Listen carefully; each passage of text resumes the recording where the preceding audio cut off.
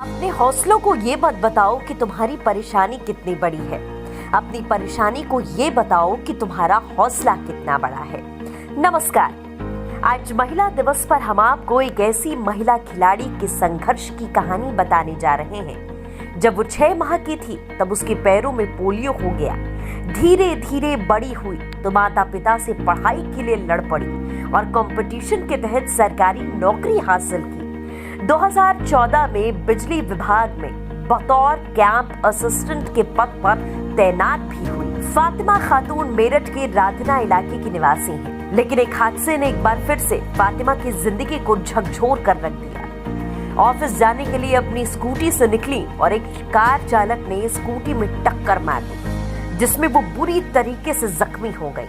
हादसे में उनके दोनों पैर टूट गए। उनके शरीर में करीब 204 टाके लगाए गए और इतना ही नहीं, करीब 6 महीने तक वो कोमा में रही। उनके हाथ और पैरों में रॉड डाली गई। करीब 1.5 साल तक बिस्तर पर रही। इसके बावजूद उन्होंने अपनी हिम्मत को हारने नहीं दिया, अपना हौसला टूटने नहीं दिया और धीरे धीरे व्हीलचेयर पर पहुंची और 2017 में एथलेटिक खेलों में भाग लेने की ठानी और 2018 में पैरा स्टेट प्रतियोगिता में डिस्कस थ्रो, जेवलिन थ्रो और शॉटपुट में मेडल जीते। बस उसी के बाद फातिमा ने पीछे मुड़कर कभी नहीं देखा और चाइना में athletics world grand prix championship में डिस्कस थ्रो में ब्रोंज मेडल जीतकर देश का नाम रोशन किया। आज हर भारतीय महिला को उन पर गर्व है और हर भारतवासी को उन पर गर्व है और खेल जंक्शन भी इस जज्बे को सलाम करता है। फातिमा खातून एक नजीर पेश कर चुकी हैं, जो आज सभी महिलाओं के लिए प्रेरणा है। जीवन में समस्याएं हजार हैं, लेकिन रास्ता आपको निकालना है। तो चलिए मिलते हैं फातिमा खातून से। कहते हैं जब बेटियां खड़ी होती है तभी जीत बड़ी होती है। नमस्कार, मेरा नाम शिवम गौड़ और आप देख रहे हैं खेल जंक्शन।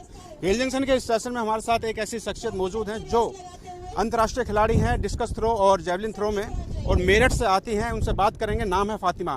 फातिमा, स्वागत है आपका। धन्यवाद सर। फातिमा, अगर बात करें आपकी लाइफ की जर्नी की, तो स्पोर्ट्स में कब आपकी शुरुआत हुई? मैंने स्टेट लेवल से, जो आज यहाँ पे स्टेट चैंपियनशिप होने जा रही है, ये 5th चैंपियनशिप है, मैंने 3rd से स्टार्ट किया था। 2017 में स्टार्ट हुई थी मेरी जर्नी। अच्छा, तो अभी तक आपके क्या क्या अचीवमेंट रहे हैं? सबसे पहले मेरी स्टेट में रही थी, वहाँ पे 3 गेम खेले थे स्टेट लेवल के। उसके बाद मेरा नेशनल में सिलेक्शन हो गया। नेशनल में मेरी सिल्वर मेडल रहा था, जो पंचकुला हरियाणा में हुए। उसके बाद मेरा सिलेक्शन ट्रायल हो गए थे एक। उसके बाद मेरा सिलेक्शन बीजिंग चाइना के लिए हुआ, जो 19 चैंपियनशिप थी ग्रैंड प्रिक्स, वहाँ पर मेरा ब्रॉन्ज मेडल था। अच्छा, अगर बात करें अपनी जीवन याचिका चलाने के लिए क्या करते हैं आप? जॉब करते हैं? मेरा अब ये एक्सीडेंट हुआ है, उसके बाद मैं गेम में आई हूँ। 2016 में एक्सीडेंट हुआ था। उसके पहले ही मैंने कंपटीशन बीट किया था। उसके बाद मुझे पीसीएल में सिलेक्शन हुआ था। तो एज ए गवर्नमेंट एम्प्लॉय मैं एक सीए के पद पर पीसीएल में कार्यरत हूँ। अभी आपके फ्यूचर गोल्स क्या हैं? क्या तैयारी आपकी चल रही हैं? अभी फ्यूचर्स में सिर्फ यही है कि मैं अपनी जॉब के साथ साथ ड्यूरिंग जॉब की मैं अपना गेम कर सकूं। और जब बाहर खेलने के लिए जाते हैं तो बड़ा मन करता है कि हमारा भी तिरंगा ऊपर जाए और हम भी बड़ी शान से अपने मेडल को जाते हैं। वहाँ पे फीलिंग अलग हो जाती है। बिल्कुल, फीलिंग अलग हो जाती है। अगर बात करें फातिमा, अपने इंसान किसी न किसी से मोटिवेट ज़रूर होता है। आपके मोटिवेटर कौन रहे? किसको आप अपना आइडियल मानते हैं?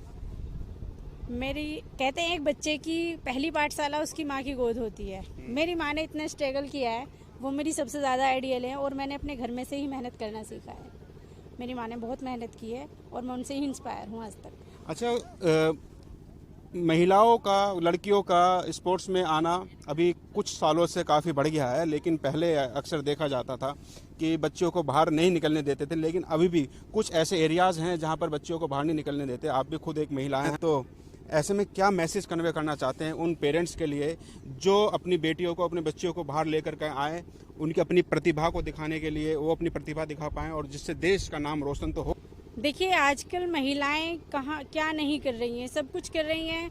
और सब कुछ करने के लिए महिला कब करेगी, जब हम अपनी बेटियों को पैदा होने के बाद ये नहीं सोचेंगे कि हमारे घर में एक बोझ पैदा हो गया। अधिकतर लोग यही करते हैं हमारे देश में कि लड़कियां पैदा हो जाती हैं तो वो ये समझते हैं कि अब पता नहीं कैसे होगा, मतलब अभी से ही हम गंगा स्नान नहाने की बातें करने लग जाते हैं। लेकिन अरुणिमा सिन्हा मैम जो आप उनको उठाकर देखिए, कितना बड़ा एग्जाम्पल है वो एक माउंटेनियर हैं, उन्होंने सारे माउंटेन फतेह कर लिए हैं। और आज के लड़कियां हर फील्ड में हैं और सोशल मीडिया से अब तो हर आदमी जुड़ा हुआ है, अपडेट है बिल्कुल।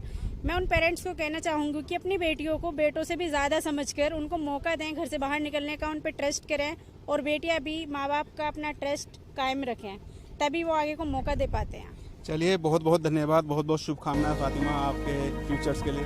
Thank you.